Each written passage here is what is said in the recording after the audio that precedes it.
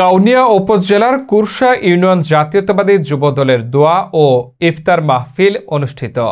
আমিনুল ইসলামের পাঠানো ভিডিও চিত্রে দেখুন বিস্তারিত।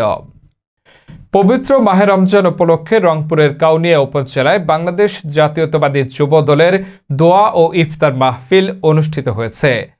বুধবার 19 মার্চ কুরসা ইউনিয়ন যুবদলের আয়োজনে মিরবাগ ডিগ্রি কলেজ মাঠে দোয়া ও ইফতার মাহফিল অনুষ্ঠিত হয়।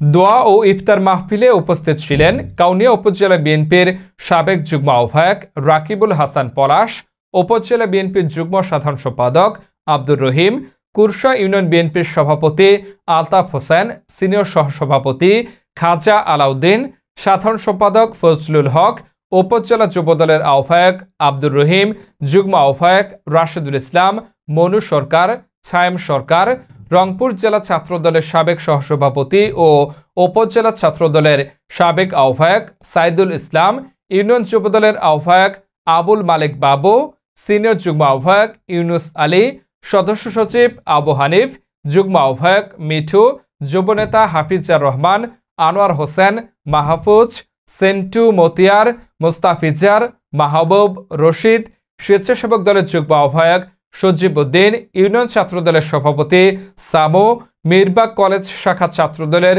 সাধারণ সম্পাদক সাইদুর রহমান সহ উপজেলা ও ইউনিয়ন বিএনপি ও তার সহযোগী সংগঠনের নেতৃবৃন্দ।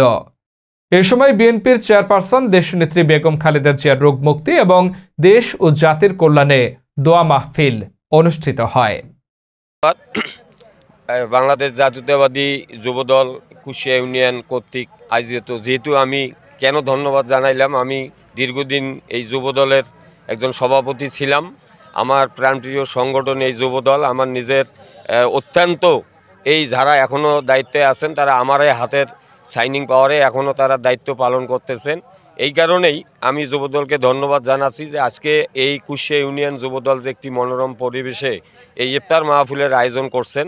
পাশাপাশি আপনি যে সাক্ষাৎকার আমার কাছে চেয়েছেন সেটা হলো যে আমাদের বিগত একটি আহ্বায়ক কমিটি ছিলেন, সেই আহ্বায়ক কমিটি আসলে দুঃশাসনী সরকারের আমলে কিভাবে তড়িঘড়ি করে দেওয়া হয়েছিল, তাতে সাংগঠনিক কোনো লোক না সঠিকভাবে না থাকার কারণে আমাদের সাংগঠনিক কাঠামো ভেঙে পড়েছিল। তাই ইনশাল্লাহ নতুন একটি কমিটি আমাদের বাংলাদেশ জাতীয়তাবাদী দল রংপুর জেলা কর্তৃক আয়োজিত আজকে এখানে সম্মেলন হয়েছে। সম্মেলনের মাধ্যমে আমাদের 6 জনকে নির্ধারিত করেছে। ইনশাল্লাহ আমাদের ঈদ রমজানের পরেই আমাদের বাকি ফুল ফেস কমিটি গঠন হবে। আমরা রমজানের পরেই আমরা চেষ্টা করতেছি যে সাবেক বাংলাদেশ জাতীয়তাবাদী দল আলহাজ রহিমউদ্দিন ভরসার নেতৃত্বে গড়া এই কাউনিয়া পীরগাছা উপজেলায় যে সংগঠন ছিল, আমরা সেই সংগঠনকে মজবুত করার জন্যে সেই তার যোগ্য সন্তান ইমদাদুল হক ভরসাকে নিয়েই আমরা সকলেই তার পেছনে কাজ করতেছি। ইনশাল্লাহ তার সঠিক নেতৃত্বে আমরা আগামী যে এই সরকার নির্বাচন দেবে বিপুল ভোটে জয়লাভ করব ইনশাল্লাহ। আপনারা জানেন 18 সালে নির্বাচন হয়েছিল, আমরা বিপুল ভোটে জয়লাভ করেছিলাম, কিন্তু এই ফ্যাসিস্ট সরকার আমাদেরকে জয়ের ঘোষণা দেয় নাই।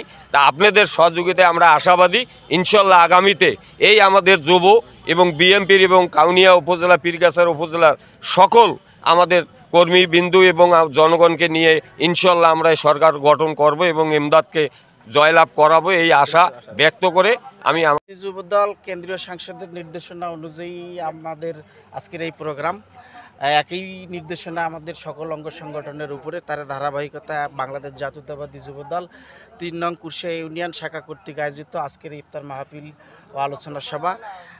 আমরা অবশ্যই কেন্দ্রের যে কোনো নির্দেশনা অক্ষরে অক্ষরে পালন করছি।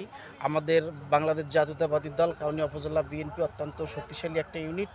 আমরা এই ইউনিটের সকল অঙ্গ সংগঠন একটা মডেল সংগঠন হিসেবে আমরা রূপান্তরিত করব এই প্রত্যয় ব্যক্ত করে আমরা উপজেলা বিএনপির নির্দেশনা এবং সলা পরামর্শে আমরা অঙ্গ দলগুলো সর্বস্তরের সব কর্মসূচি আমরা পালন করছি। যে এখানে যে কাউনিয়া পীরগাছায় যে নির্বাচন করবেন আলহাজ ইমদাদুল হক ভরসা, এই নির্বাচন নিয়ে আপনাদের কীরকম প্রস্তুতি রয়েছে?